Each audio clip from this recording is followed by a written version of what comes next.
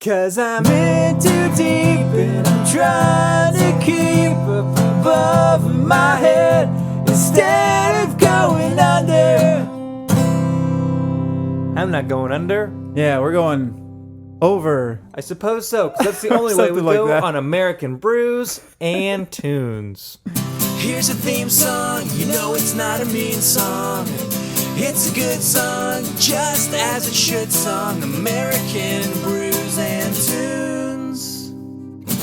Shibbity-beeby-dow! Whoa! Welcome back to American Brews and Tunes. My name is welcome Steven back. Johnston. And my name is Jesse Titus. This over is, the past few weeks, we've forgotten to introduce ourselves in the beginning, I think. No, we did last week. Oh, we and did? perhaps the week before. Whoops. We remembered this time and last time as well. Anyhow, this is another regular edition of the podcast. I know Yes, last it week is. we reviewed the Weaker Thans reconstruction site. This week we are back to our old usual selves, reviewing albums recommended by the other and trying two different beers. But not everything is the same, though. No? Mm-mm. What's different? We've got a new setup. Yeah, this is true. It's really kind of strange. It feels weird. Because normally we just, before we had recorded just into one microphone. Except for last week, we recorded in two microphones as true. well. But now it's even more different because we have our microphones on stands with puff guards by them. Yeah. Or what are they? Not puff guards. What are they called? Pop filter. Pop filter? Yeah, A pop, pop filter. filter. It showed up with the P's, the K's, the Any of the T's. quote unquote plosives. Yes. Yeah. So our we got new microphones and we're Yeah. living the high life. It's weird because before we would always sit next to each other, and now we're sitting across from each other. So I can make funny faces. Yeah, I know. It'll probably make me laugh and stuff. Shaboo! Classic. Anyway, yeah, we got a new setup. But anyway, let's get into the subjects at hand. Yes. Let's. My hands are pretty normal size. Yeah. My fingernails aren't in the best shape. My but, I need to cut mine. I got grime all underneath them right now. one hand needs to be clipped. The other I clipped with my teeth. Oh. Not a good idea. No, it's a bad habit. You should probably stop that. But now that we've talked about the subject of our hands, let's talk about what this podcast is about. Yeah, why don't we? Beer and music. For those of you who have not heard American Brews and Tunes before, Yeah. Every other week, I recommend an album for Jesse to listen to, usually punk rock or something of the sorts. and I recommend Steven an album to listen to that's generally indie, folk, Indie or folk folk. rock, Indie folk or alt. Something like or that. just a lot of different things. Yeah. So we come back together and review each of these albums while trying brand new beers. Yeah. So for the past 2 weeks, I've been listening to some crazy album called Surrounded by some dude named Richard Buckner that no one's ever heard about except for Bon Iver. And I've been listening to a band that probably a lot of people have heard of, Sum 41. Yeah, The I think- album All Killer, No Filler. I think a lot of people have probably heard of them. Yeah, I think so. Probably. Maybe. Maybe. We'll get back to those albums in a minute, as we always do, but let's talk about the beer. Yes, let's. Now, I may have mentioned last week that I'm going to just go ahead and do this as another Canadian episode, because both of our artists are Canadian, kind of. Originally. So we'll touch upon that in a minute. Yep. So I'm just sticking with the theme. I'm wearing my hockey jersey, and I didn't have any more beers from Canada, so I decided to use my French Toast IPA because it's got maple syrup like Canada. Oh. So it's kind of Canadian. Okay, eh? yeah. I got you. How about some French Toast? Like I said, it's a French Toast double IPA from the brewery Decadent Ales. Decadent Ales. Now, Ooh. you may remember a few episodes ago, I had their smoothie IPA, and it was fantastic. So I'm curious about this. I'm a little nervous because when you think like a French toast beer, I'm a little nervous. you don't think IPA, you think stout or like brown Yeah, ale. that's a good point. Yeah, But it's it could be good, though. I don't see how it could be good. I would be excited. I bought it because I was like, that sounds weird and probably not good, but I want to try it. It says double India Pale Ale brewed with maple syrup and cinnamon. Nice. That sounds odd It to does me. sound weird, but maybe yeah. it'll be decadent. It sounds decadent. It's clocking in at 8.6 ABV. I'm curious about it, so we'll see whenever I crack it and pour it. Sounds good. What do you got this week? I've got a brew by Appalachian Mountain Brewery from North Carolina. North Carolina, eh? Yeah, it's called the Longleaf India Pale Ale. And keeping with Canadian themes, Long leaf. Long leaf. Old Leafs North are State Canadian? Long Leaf IPA is a smooth and crisp amber-hued India Pale Ale. Bold hopping creates citrus and piney aromas and an intense resinous hop flavor that will stay with you pint after pint. Even though it's not a pint, you No, have it's a 12-ounce can. can. My can's a pint can, so you can't have pint after pint. You can have can after can, though. Oh! But I guess this is about, I don't know, they're like trees on this can. Yeah, like the Appalachian Like the Trail. long leaf pine tree, I think is what it is. I don't know. And I'm sure they have those in Canada. I don't know. Do pine trees have leaves? Yeah. No, they've got needles. I mean, it's not, they're not leaves, quote unquote leaves, but Maybe they are. I'm not a. that could just be a name. What's the word for someone who knows about trees? There's a word for that. Yeah. As something ologist? An herbologist? No. What's the name of a tree? Florologist. Flora and fauna. A faunologist. You know what? Let me ask Siri real quick. Nah. I don't ask Siri. gotta know. I really need to know. Okay, go for it. What is the name of somebody who studies trees? Okay, I found this on the web for what is the name? Arborist. Arborist. Oh, yeah. Like Arbor Day. Arborist. Thanks, Siri. If you could hear Siri there, I don't know if that's a copyright thing, but who cares? No one listens to our podcast anyways. But my Siri is Australian. Yeah. Crikey. Anyways, Crikey, shall we crack our beers and pour them? Yeah, why not? Yes. Let's do that. Ooh. Boy, oh boy, this is going to be great. You know what? I really kept not thinking my beer is an IPA, and I was expecting like this really dark beer, Yeah. and it's not at all dark. No, it's not. It's actually just about the same color as my beer. I think yours actually might be a little darker. Ooh, boy, oh boy. Mine looks a little lighter than yours, if I had to guess. And just to backtrack, did you say what the ABV level is on yours? Oh, no. I forgot. It's 7.1% alcohol by volume. Mine is really foamy. That is very foamy. I tried to pour it pretty gently, but it. I think having the microphones in front of our faces throwing our pour game off. Could be. I'm gonna let's see what this smells like. Yeah, sniff that beer. What do you get out of Well, it smells, I don't know, just kind of like an IPA. that? Yeah, yours is a pretty like a dark hue of an amber. Yeah, I would say so. It's kind of like a golden amber. It looks pretty nice. Mine smells kind of more like a sweet amber. I guess I can get a little bit Really? of the cinnamon. It doesn't smell like an IPA at all. Like I'm Weird. trying to let me go in for a whiff number 2. Okay, hold on. Whiff number 2. Based on like what I'm smelling from the foam, it doesn't really smell like an IPA. Here, Really? I'm not even gonna taste it. I'll let you get a sniff of mine. All right, Just get a sniff on that. you can take a sniff of mine if you want Okay, as well. sniff we trade. just did a little a sniff trade. Yep. Yep, yours I can smell what it should smell like. Whoa. Do you get any hop smell from mine? A little? No. Not really much at all, if any. Oh, a tiny bit. Ever so slight. But You you see what I remember- mean? Like yeah. it's like a I see what you mean. bready. It smells. It smells like. Wait for it. Wait for it. Wait for it. Yeah. It smells like. It's not cinnamon toast crunch, but it's the French toast crunch. Yeah. Yes, I love French It toast. smells crunch. exactly like I haven't French had that in toast so long. crunch. I Weird. really am. I just really don't know what to expect with this. Are you nervous to try it? I'm excited to try it, but I've got a little bit of. I'm a little nervous. Okay. Well, why don't we say the key phrase and Yes. give these beers a shot? Let's do it. And for all of you at home imbibing Yeah. responsibly, you guys all know the phrase. And if you don't want to imbibe, get a glass of water And cheers with us. or milk Or orange juice. or almond milk Or coffee. or skim milk Or whole milk. or soy milk Or coconut milk. or coffee creamer. Or cashew milk. Coffee creamer. Hey, when I was a kid, I used to put a little dash of coffee creamer in my milk at dinner.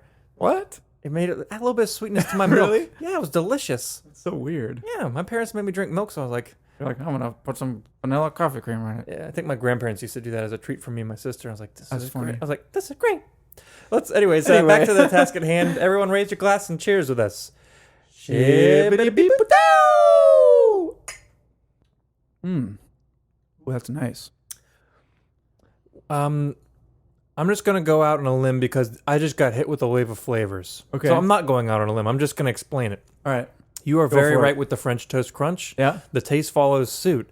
Again, the hops are very subdued. I don't know if I would call it a double IPA. Maybe the amount of hops that they put into the recipe is why they Might call it that. necessitate the name, yeah. But it is decadent. Really? It's Ooh. so sweet. The Holding up to cinnamon its comes name. through. It's super bready and like really, it literally tastes like the cereal French Toast Crunch. So weird. It's That's really probably what they were going for. quite lovely. I really like this. Quite lovely. Yeah, like I thought I was gonna be having like a hop cinnamon Okay, French yeah. toast, like super hoppy, but not at all. This is really good. Huh. I'm startled by You know all what? of this. You know what tasting my beer makes me want to say? What? Here's to the land of the long leaf pine, summer land where the sun doth shine, where the wheat grows strong and the strong grow great. Here's to down home, the old North State. You know what it makes me want to say? Long leaf, long leaf. No, I'm just kidding. I just read the North Carolina State Toast on the back of that can. The That's North what that Carolina was. State Toast? I didn't guess know there so, was yeah. such thing as a state toast. You want to do a little switch ski? Because Let's I'm do a little really switch ski. interested to try that beer. Yeah, you give that a try. And I'm gonna I give do. yours a try. I guess I'll say something about that beer. It's good. It's an American IPA. It Yeah, has a tasting yours, I mean, it it's tastes- solid. Yeah, It doesn't really has a stand nice- out. It's got a nice malty backbone. Yeah, It's I think it very has well a really balanced. nice malty backbone. It's well balanced and has a nice amount of pine Yeah. hoppiness to it, which But I it's like. yeah, I mean it doesn't stand out, but it's solid, very well done. So why don't you Alright. give mine a try and see what you think? Here we go. Here comes the try. Whoa, Yeah, that is really strange, but really good. isn't it? Do you taste that much in the way of hops? Not too much. Yeah, super subdued. Only a little bit right at the beginning, but then as the flavor builds, like the Decadence. breadiness comes hits through you and the so, cinnamon like, comes through, It really hits you. It's and there's crazy. like a syrupy sweetness to Yeah. it. That's crazy. Oh man, it's interesting. That's but a it's good really one. good. I like it a lot. That's a very good one. I only bought a single of this, but maybe I'll have to go find some more of it someday. Yeah. Where'd you get it at? Craft Brewed? Craft brewed. I made a mixed Okay. 4-pack, and I found this one. That's a good find. Yeah. Why don't we? Pretty tasty. If the beers taste different to us as they warm up, we'll let you know. Otherwise, let's proceed with the albums, shall we? Sounds good. I think my review's not going to be as exciting as yours, so you go first. Even though I think you went first last time. I did go first last time. Yeah. All right. So the album, for those of you who have forgotten, is from the band Sum 41. All Killer, No Filler, is what the album's called. It was released May 7th, 2001. It is certified platinum in the United States, Canada, and the UK. So it sold a lot, I suppose. And so I would say that after listening to it, it's a pop punk staple. Yeah, I'd say so. Yeah. And to be honest, this is not my favorite Sum 41 album. Really? Yeah, I think I agree with their lead singer, Derek Whibley, that there might be a little bit of A little filler bit more in there. filler in here? Yeah, I, mean, think so. There's some really solid songs, but in the Yeah. rest of their catalog, I think they've got some much more solid releases. Really? So when we get to a repeating episode, maybe we'll get you another one. You know, a little Sum 82. What? Blink-182. Well, I wasn't going for that. I was just doubling 41, but Okay. that too. Do you know why they're Um, called Sum 41? Yeah, I think you told me. The something band about the- formed 41 days into summer. Yeah. So Sum 41. What a weird name. It is. So I'm going to start off with track number 1. Track number 1 is called Introduction to Destruction. This song pairs with the last song as well as these kind of like weird bookends to the album. It's dark and weird. I don't really like it. It's kind of like the same subject matter as like a Tenacious D song, Yeah. where it's like, oh, the birth and destruction. Dark armies then will come when the sum is 41. Yeah, It's goofy. it was just like a weird intro. Spoken but- word intro. Yeah, No, so no I gave music. it 2 out of 5 because I didn't really like it. I would have rather it just been. If I was started reviewing the album, I on- would have given this probably a low rating too because it's Yeah. meh. I would rather them just start on with track number 2, which is called "Nothing on My Back." Yeah. I gave the song 4 to 5. It's a good one. And it is a very good one. A super catchy chorus. It's a really great introduction to how the whole album is going to sound. Yeah. Basically, Not a huge fan of how his voice is on this song. I think it's a little too low in his register. okay, And I actually think that happens a lot on this album. okay, Maybe he was still trying to find where he wanted to sing. I don't know. Yeah. But something just sounds a little funky to me, even though I love this song yeah, and this album. Just a little. If you listen to other releases, you'll hear a big difference between 'Cause where his range this is the only Sum 41 album I've listened to. Yeah. So- I'll make you listen to more so you can see. Anyway, but I do like that song. Mm-hmm. On to track number 3 called Never Wake Up. This song is really fast. Super fast. It's insane. Yeah, it's about not waking up. Yeah. I gave it 4 to 5. On to track number 4, which is my first recommendation, called Fat Lip. I gave it 5 out of figured you 5. might pick this one. Yeah. This is one of the songs that I knew before going into the album. Yeah, I feel like most people probably know this song. It's Yeah. very like a mainstream pop punk staple. This song.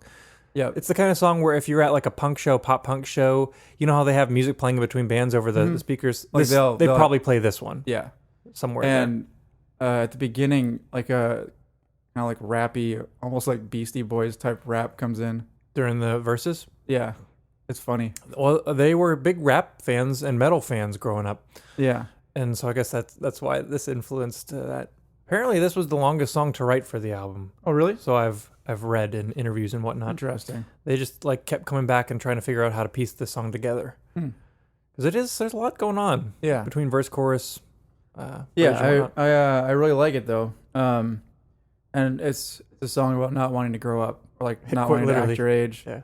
One of the lyrics is, "I'm sick of always hearing act your age." I'm sick of always hearing act your age. Yeah. So I learned what an El Camino is because of this song. oh yeah. I was like, what is that? El Camino? El Camino? Is he like Al Capone? Nah, just kidding. El Camino. Yeah. What does Camino mean in Spanish? Camino. I think it's street. El Camino. I don't remember. I think that's what it is. Anyway, yeah, it's a weird. It's like a car truck. Yeah, it's like a car with a Hybrid. truck bed. It was a hybrid before the Prius existed, man. It's weird. It is. Different kind of hybrid. But anyway, that song is great. Yeah. On to track number 5. The song is called Rhythms, and I gave it Rhythms. 4 to 5. I really like this song. It introduces a theme that kind of is present in all the songs, basically, or in a lot of them anyway. Bit my tongue. Don't do that. For your sake. It's the theme is like people get stuck in rhythms or stuck in ruts. Yeah, it's a rhythm that And you go it's- through. Yeah, rhythm that you go through, exactly. So that kind of theme makes its way into most of the songs, even if it's just like one line. Yeah. I do really like this song. However, I did not recommend it. Yeah. It is a catchy one. Another pop punk little ditty about stuff. Little ditty about stuff. Little ditty. There's a little ditty about stuff. On to track number 6, my honorable mention, Oh. called Motivation. Oh, this is a good one. This was another single. Oh, really? Yeah. Okay. I gave it 4 to 5. And again, that theme of being stuck in a rut kind of comes through. About a lack of motivation. Yeah, and how it's hard to find motivation to get out of that proverbial rut that you're in. Some of the lyrics are inspirations getting hard to fake it, concentration never hard to break it. Situation. Is that what it says? Never what you want it to be. Yep, that's exactly it. This Um, much different rhythm than any of the other songs on the Yeah. album, I'd say. yeah. So I really like it. Yeah, it's a good one. That's why it's my honorable mention. You mean it's your Yeah, it's my classic Cartman reference? What's that a reference from? Which episode? I don't remember. I just remember he was like pouting and he was like, Like whenever he's trying to get his mom to buy Sega Dreamcast. Oh, yeah. Sega Dreamcast. Oh my gosh. This isn't the South Park podcast. No, it's not. This is American Brews and Tunes. Anyway. You heard it here. You heard it first. This is American Brews and Tune, Well, if you haven't heard it before. featuring Stephen Johnston and Jesse Titus, and occasionally Cartman. Old Man Rust. Old Man Rust, yeah. Yeah, Hopefully he doesn't make an appearance this episode. he probably won't. Yeah. You never know, though. You never know. You never know. Anyway, back to the album. Yeah, let's get motivation to get back to the Yeah, album. because I don't want to get too deep into some other path. What? I don't want to grest very much. What? On to the next song called In Too Deep. Oh, This is another recommendation. I figured. 5 out of 5. And another single. Yeah, yeah.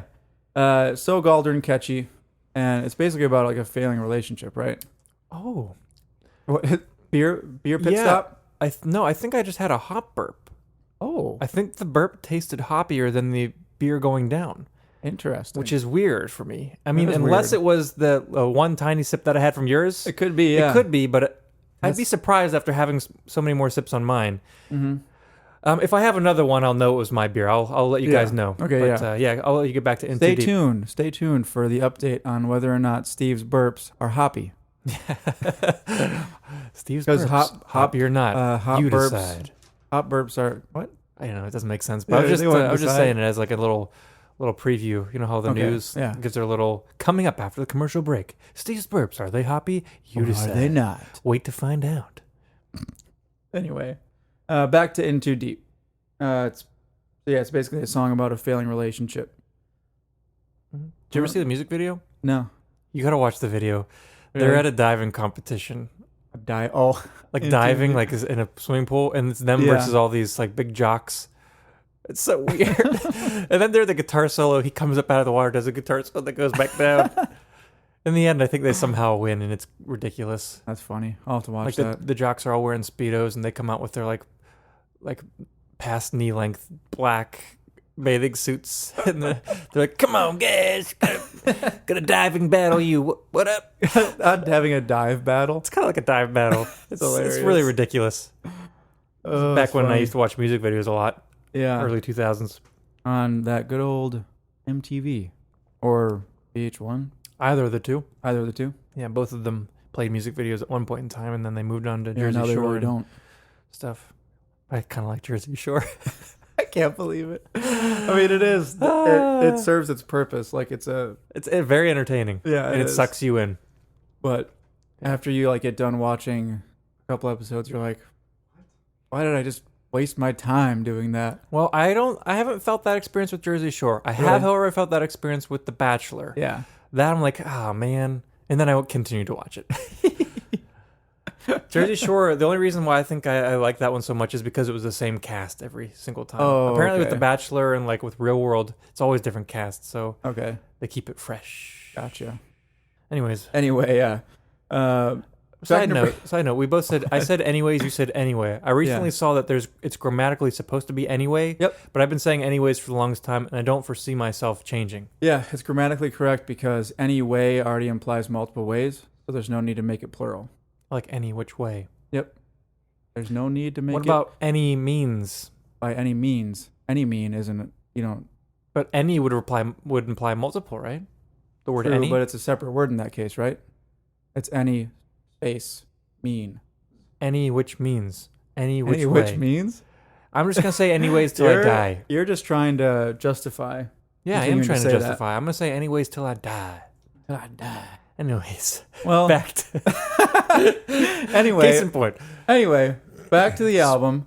Track number 8 is called Summer, and I give it 4 to 5. I think this is a re-recorded song from Yeah. their debut. Yep, there was it's one of their, I guess it was one of their first demos. Is what the internet told me anyway. Yeah, and I have their first, I think, full length was called Half Hour of Power. Yep. And it quite literally is a half hour long. Really? But it's a good album. I like it a Okay. lot. And I feel like Summer was on there, if I remember correctly. Yes, it was. I think it's a good song. Pretty catchy. Summer. I can see I'm 41, Yeah, it's a summer jam. This Yeah. whole album's pretty good for the summer, I guess. Yeah. which is what we're in currently. Yeah. And it's so hot. It's too hot in Nashville. Don't come. It's like 93 degrees today Yeah. without humidity. Every single day is like 95.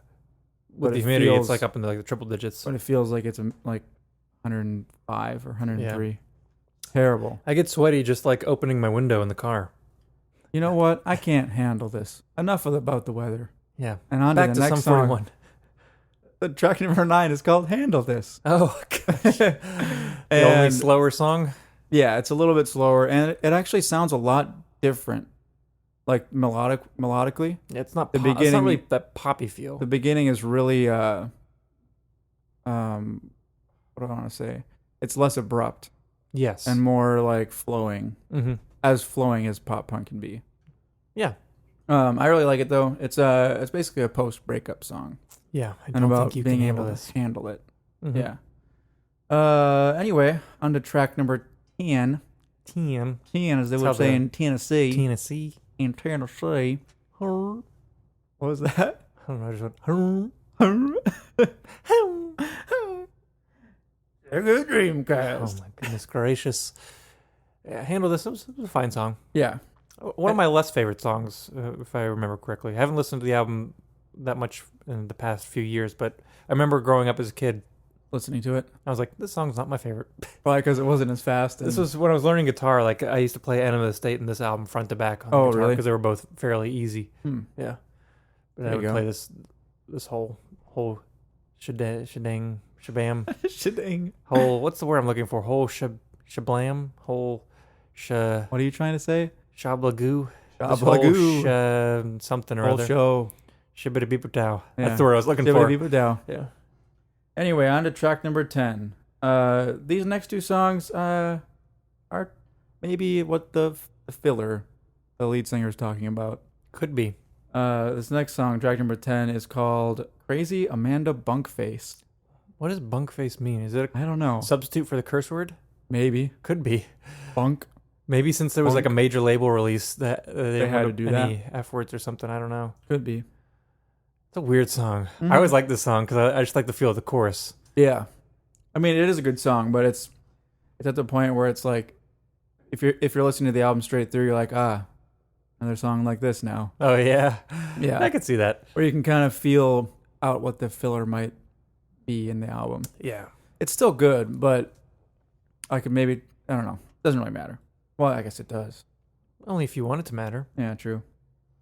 Anyway, this song is in the same vein as a lot of the other songs about a relationship and how he's Classic with pop he's punk. with a girl and like they're not in the same place, like maturity wise, and She's crazy. she like wants to get married and settle down and stuff like that. And he's like, I'm only 19. I was better off a year before. Yeah.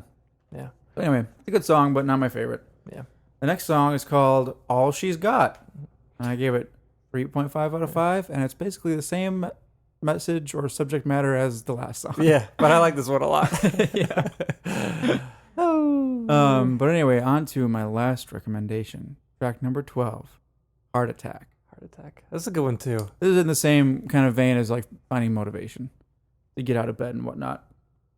Yeah, quite one literally. Of the Sorry lyrics about getting out of says, trying to find motivation to get out of bed. Yeah. I think it's a great chorus. It does like this weird time, like kind of like a time shift feel. Like a, I don't know what you would call that drum beat.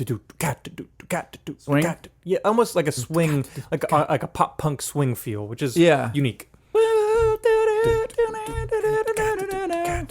Which is a weird feel for the pop punk. Yeah, it is. But that's why I first was like, oh, this song's pretty dope. Yeah, and it was like, changes nice. it up nicely. Yeah. But there's one more change up too, if I'm not mistaken. You mean the last song? Oh yeah. Last song. It's called Pain for Pleasure. Yeah.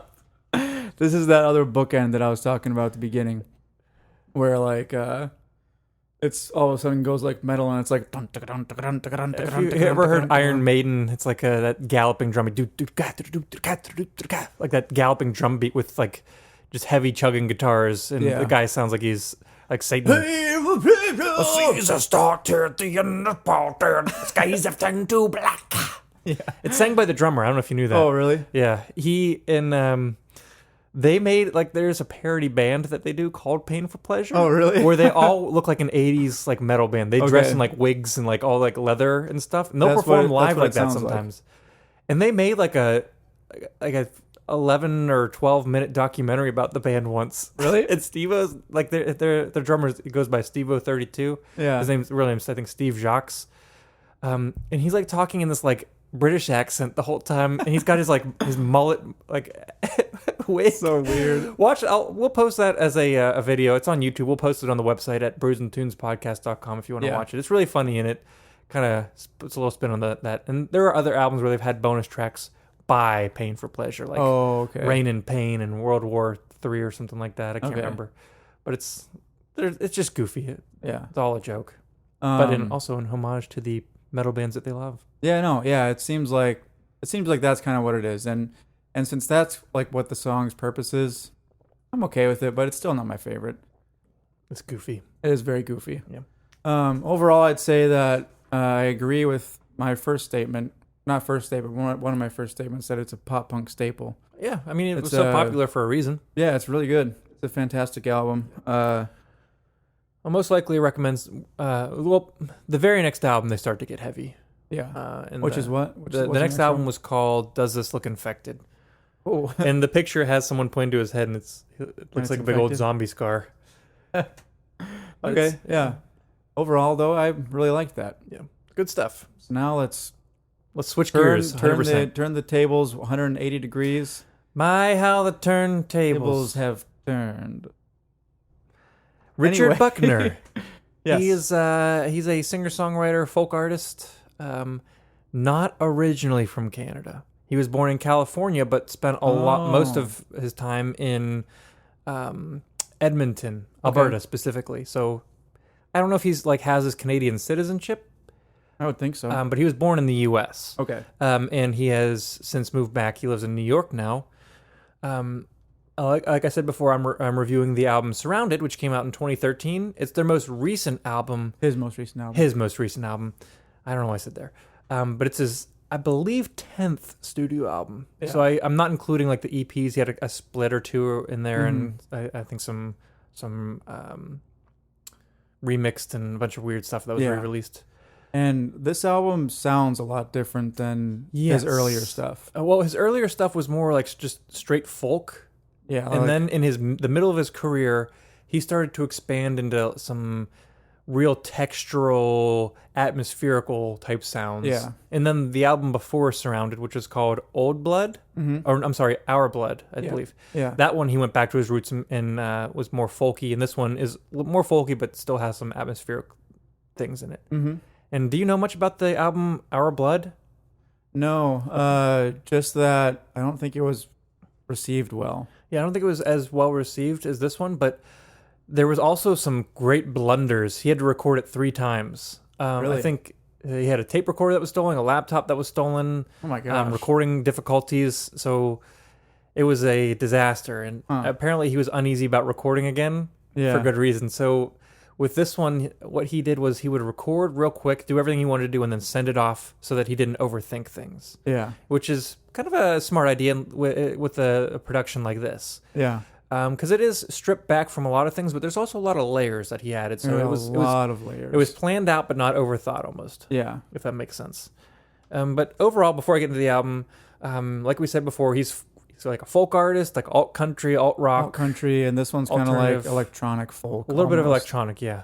But like not electric folk. not electronic in the sense of like EDM or something like that. Now, I have a very difficult time understanding what he means in this album in general. He doesn't really use a big vocabulary or all these crazy words. No, But the way that he explains the songs, or the lyric, not explains it, but the way he writes his lyrics, it's very concise and there aren't. it's very concise many but words. metaphorical and Yeah. hard to wrap my mind around. And I was normally- having a hard time kind of articulating how I really didn't understand what was going on. But I read a review from the site Pitchfork. Have you Yeah. heard of them? Yep. And they said it better than I could. So I think I read that today. I'm gonna read their review right now for you. Okay, the whole thing or just part of it? A chunk of it. Okay. As one-of-a-kind lyricists go, Buckner is the least quotable ever. He uses the plainest language to obscure rather than clarify, slowly unspooling long, slippery clauses that linger tantalizing on the threshold of resolution. There would be nothing exceptional about these lines. Yeah. About this careful, evocative blankness if he didn't maintain it over the course of the album. It Of feels the- like of the one entire album, yeah. large, refracted thought, always just out of focal range, which almost comes clear on the dusky and powerful conclusion lean to, with its uncommonly sharp, edgy images of dying stars breaking windows, etc., etc. Yeah. So that really is what I've been feeling, but they said it much more eloquently and And effectively. concisely. Yeah. Yeah. So, without further ado, shall I dive in? You shall. And shall I will. Does that make sense? I don't know, but I did it. I don't think so, but that's all right. First song is the title track, which makes sense. It's called Yep. Surrounded. I gave this a rating of A, in the Canadian rating? vein. So I recommended it. Okay, nice. It gives you a great feel for what the album's going to be. It comes in with that folk finger picking. Yep. And before I move on, I have, like I said, I don't know what he means in any of these songs. Yeah. There's only like one song where I had the faintest idea of maybe what he meant. With this song, I kind of think, or at least I know what it means to me. Yeah. It seems like it's a lot of his songs seem like they describe a feeling very well that's hard to describe. Like in this song, it seems to me from what the lyrics say that he's like describing the feeling of being surrounded. Yeah. Almost in a way. Yeah. I can see that. Not like literally by like a crowd of people or something like that, but like mentally surrounded. It gives you a good introduction. Well, not to build upon what you're saying, but to sidestep that. Yeah. It gives you a good feel for his vocal timbre and style. Yeah. I really like it. I don't know if you do, but It took time, but I actually really like it now. yeah. It almost sounds like when he's singing soft, it almost sounds like his voice is going to give out or break or stop, and it doesn't. He does like a lot of don't wanna go, but it doesn't I can't do it justice. yeah. He does like a lot of like vocal swells. Yeah, and it almost sounds like the volume comes in and out like the volume. He just really has such good control over the volume of his voice. He can have his soft voice and just take it to the brink of almost not being audible, and then bring it back, and it's just really good. Yeah, like this in this song, I think the first lyrics are like, "You just won't lie down, even closing your eyes, you can't let it go." Surrounded. Did you notice how he pronounces "go" though? Go. Yeah. The first time I heard it, I was like, "That's Leave weird." it alone. Yeah, but he's got a very good, very unique timbre. Yeah, but it's really unique. lots and of vocal control. I really, really like Yeah, it. I think he's a very, very good singer. And I think like the way that he sings on this album matches really well with the type of music that he used. Oh, for sure. I think I think he knows what he's doing and he sings it well. This song is very soothing. I like it a lot. Yeah. Like I said, very good intro to the record. Yeah. Moving on to track number 2, which is called "When You Tell Me How It Is." Yeah. I gave it a rating of I only have 2 ratings. Or Yeah, it's either or So if I was to show you what my rating system was, it's EH exclamation point question mark. That's or lowercase EH ... So that's what I gave this one a rating of, is this song is, well, at least the very beginning musical melody, it is reminiscent to me. It makes me think of Kenny G. Oh, really? That song Songbird. Do you know that song? I probably do, yeah. It's like the most popular Kenny G song. I would probably know it then. And so the background music, like not background music, but the intro music during the first part before we start singing really reminds me of that. And so it just takes me out of the music for a second. But then as soon as he starts singing, I'm like, okay, this isn't Kenny G. You get drawn back in. Yeah. It's just a really weird comparison. Yeah. That probably shouldn't be compared. It's just my mind goes there. Yeah. Later on, you'll have to listen and see if that's what you Okay. can pick that out at all. I will. There's some strange electronic percussive and loop sounds in this song too, which is a big change from the last song. The last song was more straightforward, mainly just vocals, guitars, harmonies, and a couple other small things. But this one has some weird stuff that shows you that the album isn't just like a early on Bob Dylan just guitar vocals album. Yeah. So it's I guess that's important for that to show you that it's different. Mm-hmm. I think this song is about a relationship. It seems like that's what it's about. Well, I think probably most of the album is, because I like I said from that Pitchfork thing, like I almost have an idea, like it's in my grasp, and then it's like I lose just it. like barely there. Like I lose it because like the next line like doesn't support anything that I think. Yeah, it's his like stream of conscious tangent like vocal lines are like I don't know. Yeah, it seems like you have to take it in like parts. Yeah, and I read that if you have the liner notes, like a physical copy, I guess they actually explain more. Or something it's supposed to be explained more, and apparently it's supposed to be one big poetic thing the entire album, and apparently certain things may be highlighted. I think in that Pitchfork review it said that in the lyric book, like some lines were highlighted red or something like that. So that might make more sense, but it was very difficult to find the lyrics to this. Only a few sites had lyrics throughout the entire album. Yeah. And I guess before we go on, Richard Buckner is not a huge artist.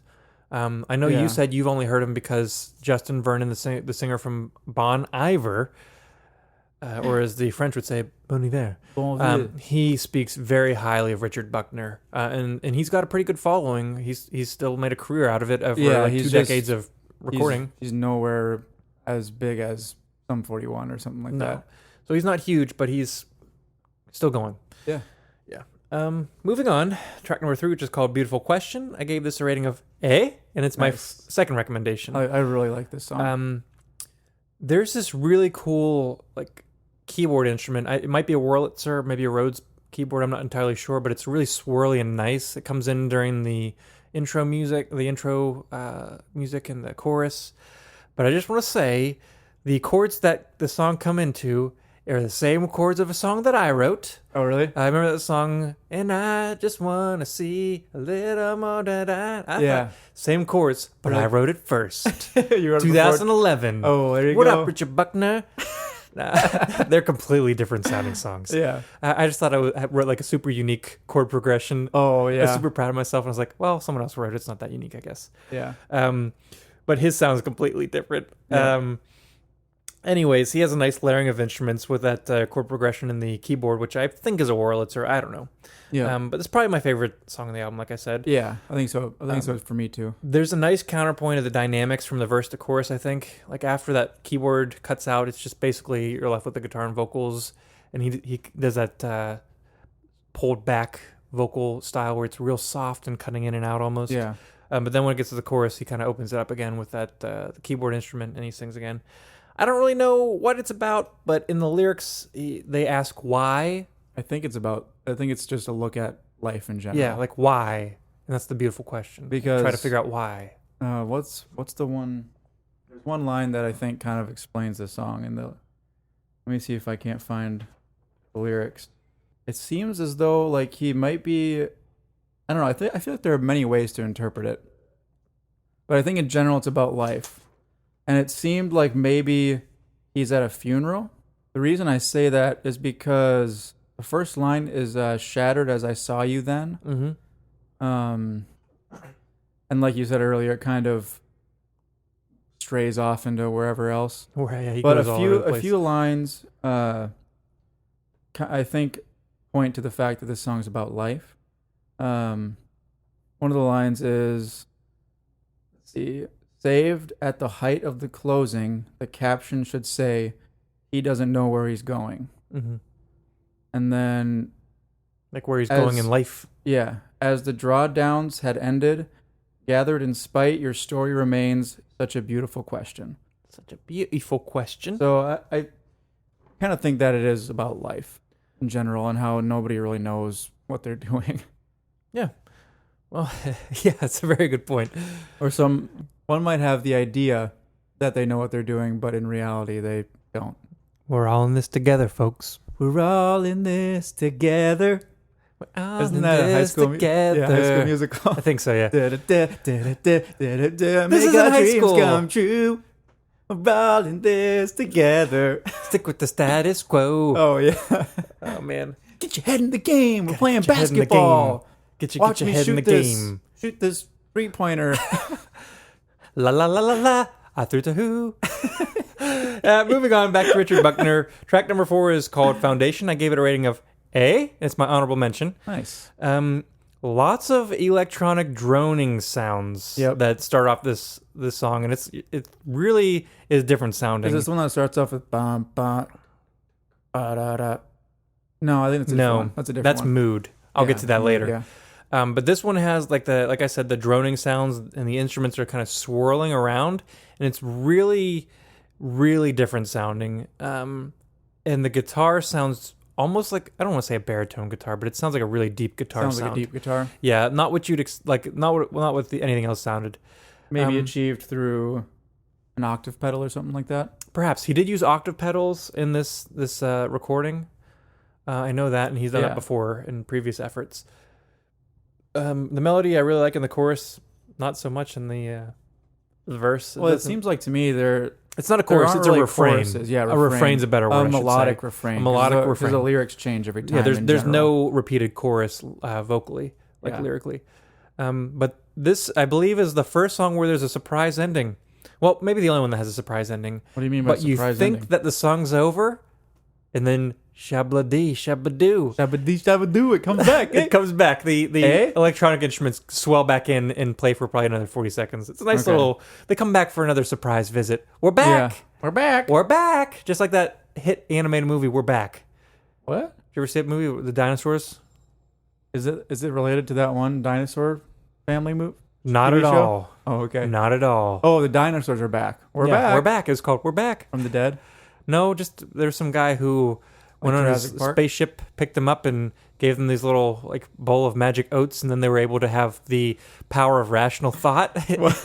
I kid you not, and they're friendly dinosaurs. What?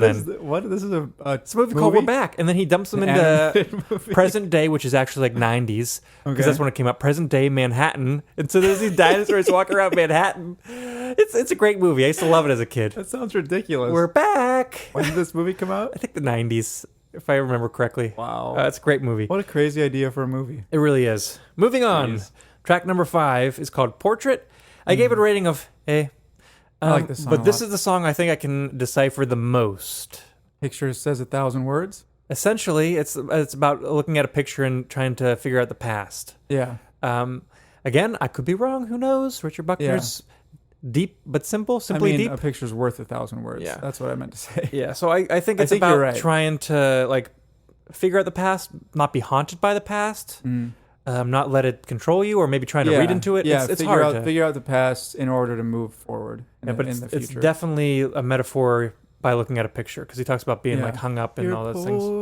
portrait. And this is I could be wrong, but I think it's the first song since the first song, Surrounded, that he comes back to the folky finger picking. Finger picking. Yeah. So it's a nice return to that sound, I think. he has some good finger picking lines in this. He's album. very good at finger picking, yeah. Yeah. Moving on to track number 6, which is called Mood. I gave this A, and it's my last A? recommendation. Bum, bum, Yeah, it starts up with this ba-da-da. weird, Bum, ominous bum. keyboard sound, like a Ba-da-da. bum, bum, like Jesse's doing right now, yeah. Bum, bum.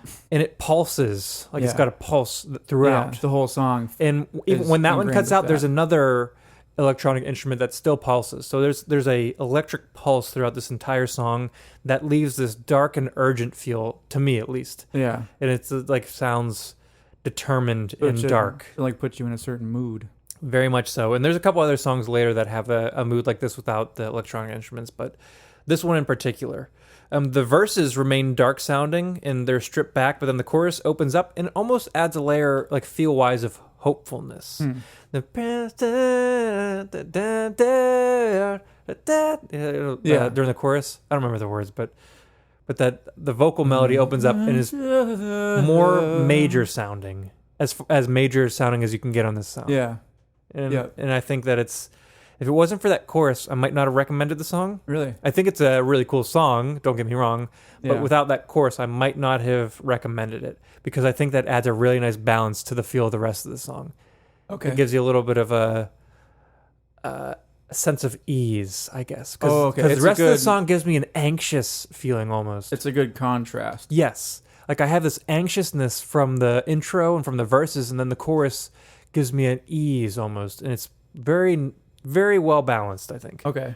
Um, Interesting. That makes sense. There's another instrumental outro that almost turns into an ominous jam. Like Really? after the vocals cut out, Yeah. he like brings back a lot of the instrumental parts, and I'm hesitant to call it a jam because it's not like a rocky It's thing. not really like a jam. But as far album. as this album goes, it's a jam, I guess. Yeah. But it's good.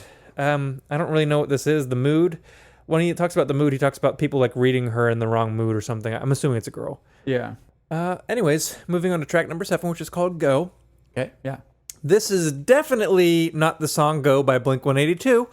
That's my first thought on this song. I gave it a rating of, hey. Yeah. Well, that's the rating for everything else. Surprise, surprise. Because I can, Really? No more. Not that that's a bad thing. But there are lots of really, really well-planned instruments layered during the intro of this song. Like that Yeah. first 15 seconds, it's really cool to listen to. Like all these Yeah. instruments coming in on both sides of the, like stereo through your headphones Yep. or through a speaker. Unfortunately, I think that's my favorite part of the song. Like when the vocal comes in, I'm like, oh, back to the intro. Come on, bring that back. So if you want to get a taste for the song, at least my favorite part, just listen to the first 15 seconds. Of course, I'd recommend listening through the rest just so you can get a feel for it. But I really like that first 15 seconds. And it does come back later in. He brings it back, but it's very well planned out and well layered. Yeah. I listened to this album earlier today to kind of get a refresher. And you could kind of figure out where it would go. Yeah. But I listened to it. I was just laying on my bed and I just had headphones on. I closed my eyes throughout the entire album listening to it. And that created a really interesting feeling throughout the whole thing. Well, now that you say I that, was just focused on the music, and it was really intense. this is not a driving album, in my opinion. No, it's This not. is a lay on your bed, close your eyes, and listen to it album, in my opinion. So I think you did the right thing. I think so. And I don't know what Richard Buckner would tell you to do. He'd probably tell you, do whatever Listen you to feel it. out of it. I don't know. Listen to it. Listen to it. Listen. Buy a copy, please. No, I'm just kidding. No, I don't know. Do you have anything else to say about the song Go? No. All right, then let's cut out what we're talking about there and move to the next Okay. song. Track number 8 is called Cut. I gave it a rating of A. Eh. And whoa. Whoa. That's not the rating. That's just Why whoa? what I have to say. There's like a weird electronic beat rhythm or like a track that's played Yeah. almost throughout the whole way, and it's so different from everything else on the album. Like Yeah. almost like a dancey track. Mm-hmm. Did not after hearing the first couple songs, I did not expect to hear this ever on the album. Yeah. It threw me for a loop, to say the least. And there's another instrumental outro again. Mm-hmm. I guess he likes to do that for a while. There's some other songs where, like earlier on the album, where he'll end the last line of the song, and then the song will pretty much end a second later. Yeah. But then later on, he'll end his last line, and then there's a minute or maybe a minute and a half left of just instrumental music. Yeah. So that's what happens here again. Moving on to the last song on the album, which is called Lean To. I gave it a rating of Eh. Do you know what a lean-to is? Lean-to, isn't it like a tent almost? Or like Kind of, yeah. When I was in the Boy Scouts, we went camping. We used lean-tos every once in a while when we would do our serious wilderness camping trips where you didn't bring a tent. You make your own tent. You find a big tree, and you basically get long sticks and you kind of lay them out like almost like a teepee, and then you cover it with leaves and dirt so that you have shelter from rain. Yeah, from like rain, yeah. And you sleep under there. That's a lean-to. That's what I was used to from making a lean-to. Mm-hmm. It's not fun in the middle of winter. I had those camping trips where we made lean-tos in the middle of snow. winter? Yeah. Oh my god. Not fun. Where'd you guys go from Pittsburgh? You guys went like north towards Erie or what? Oh, all over the place. Just all over the place? Yeah, because we're surrounded by anywhere you go. Like as soon as you're like a half hour outside of the city, you're just surrounded wilderness by woods. everywhere. Yeah. Yeah. You can go up north towards Erie. You can go to West Virginia, and it's all mountains and hills. That was all one over of the my place. favorite. That was one of my favorite parts about West Pennsylvania. Western Is Pennsylvania. all the hills and Lots of the rolling really hills. tall trees. Yeah, rolling hills of PA. Yeah. Lots of Appalachian, Pennsylvania, like Yeah. your beer. Anyway. But anyways, coming back from the lean-to. Enough about the Boy Scouts. So the first song surrounded the middle song Portrait, and this last song Lean-To all have the folky fingerpick style. Yeah. So it's almost like beginning, middle, and end. Yeah. He kind of put that fingerpicking folk style music. Maybe he thoughtfully did that. I don't know. I would assume so. I would assume so by the placement. It seems like it was intentional, but maybe it just happened. Who knows? Yeah. Sometimes these things happen. We learned that from the movie Magnolia. Yeah. These things just happen. Sometimes happens. Yeah. We also learned that from Forrest Gump. It happens. Yeah. Yeah. Life is like a box of chocolates. Yes, it is. Never know which one you're gonna get. Jenny. Jenny. Me and my buddy, I won't call him up, Matt. I won't say the last name. I don't know if he wants to be referenced, but Okay, yeah. if he's listening, he knows who he is. We would go to Wendy's all the time, and he would refer to Wendy's in the style of Forrest Gump saying Jenny. So he'd say, Wendy's. So every time we went to Wendy's, that's how he said that. Wendy's. That was funny. Sometimes, Sometimes if we had a night going to a bar, we'd go to Wendy's in the morning. yeah. Yeah. Have you seen that meme? About Wendy's? No, about Forrest Gump.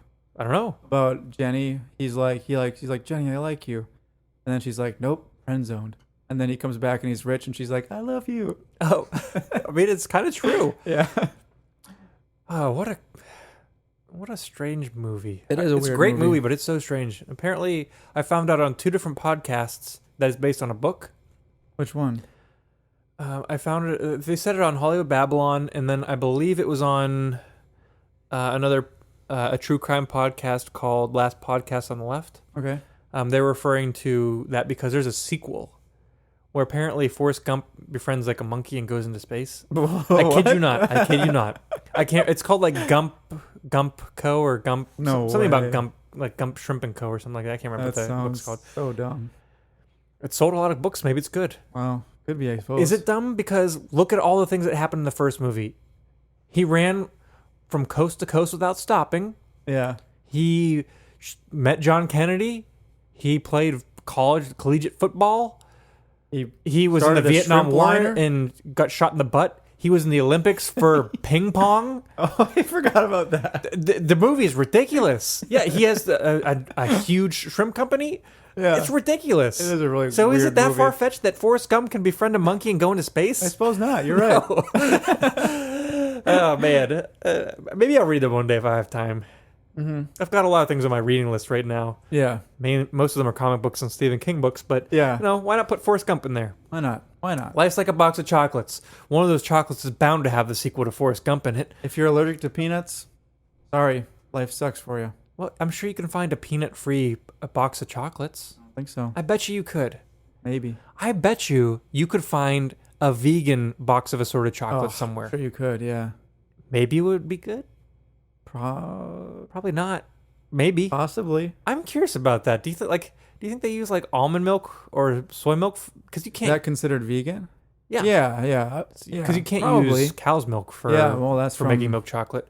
Yeah. And I'm not about to have 100% cacao dark chocolate. No. Ugh. It could be. I kind of want to try it at some point, though. Just you want to try the 100% dark? Yeah. I'd be curious. Why wouldn't you? Because I think I would spit it out in an instant. YOLO. I would try anything once. That's the reason I'm growing my hair out. Because YOLO. Because YOLO and John K. Sampson. Yeah. No, you were growing up before then. True, but also John K. We had a Sampson. huge tangent. That wasn't That was a huge tangent. It was. Back That's to all right, Lean though. To, the last song on the album, Surrounded by Richard Buckner. I already talked about the finger picking. This again, just like the song Mood and some of the other songs before, has another dark and ominous feel. Yeah. Like a sense of unease throughout the song.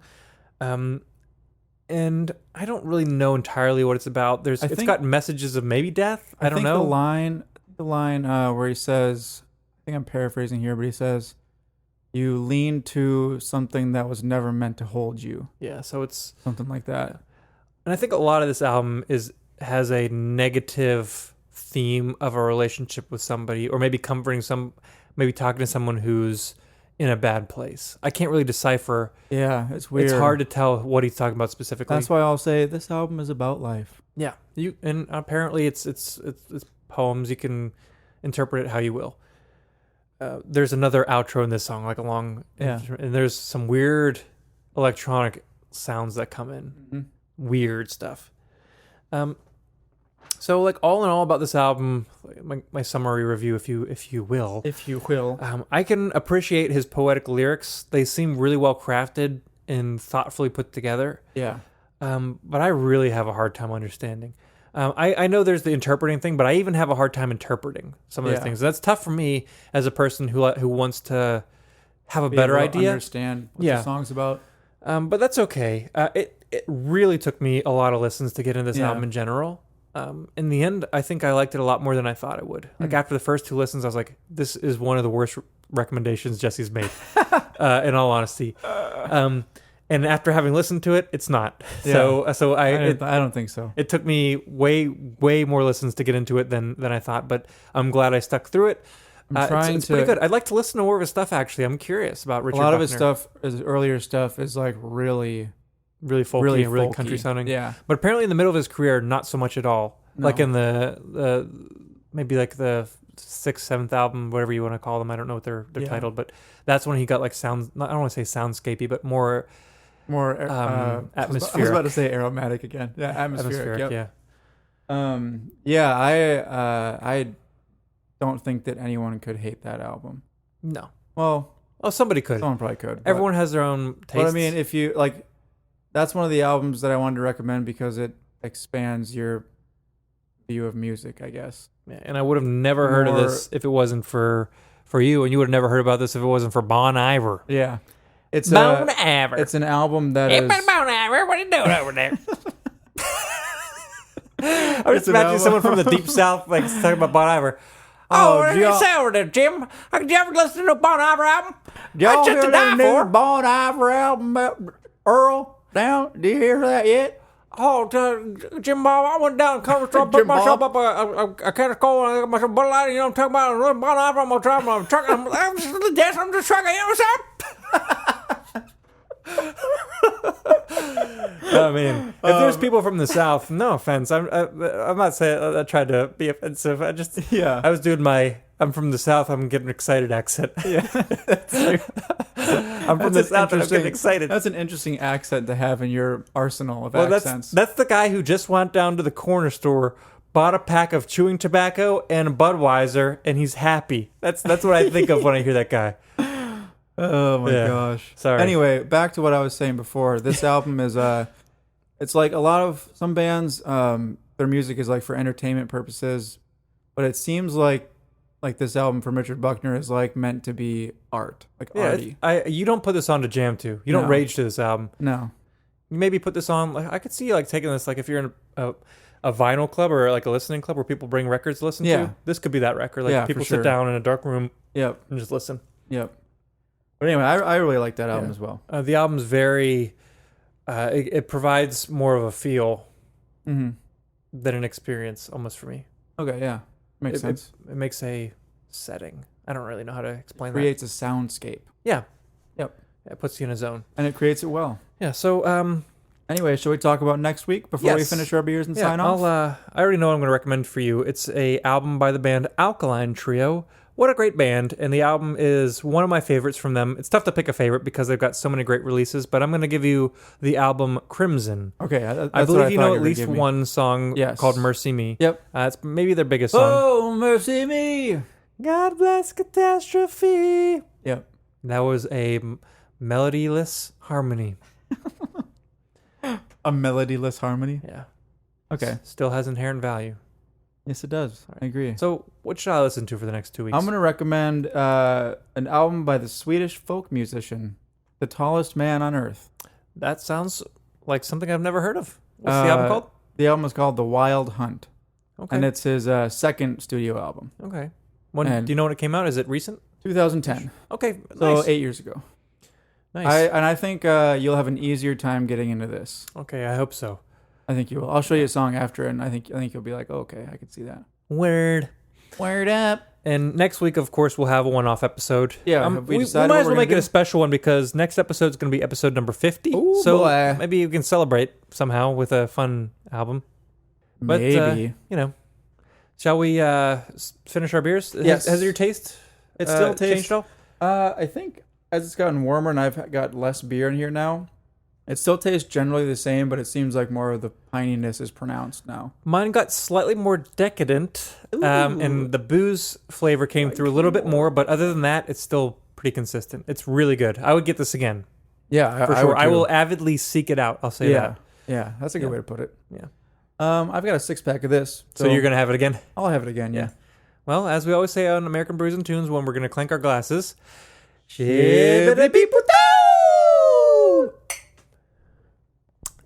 delicious. Once again, my name is Stephen Johnston, And my name is Jesse Titus. and this is American Brews and Tunes. He said his name with those spaces. Here's a theme song, you know it's not a mean song. It's a good song, just as it should song. American Brews and Tunes. Shibbity beeby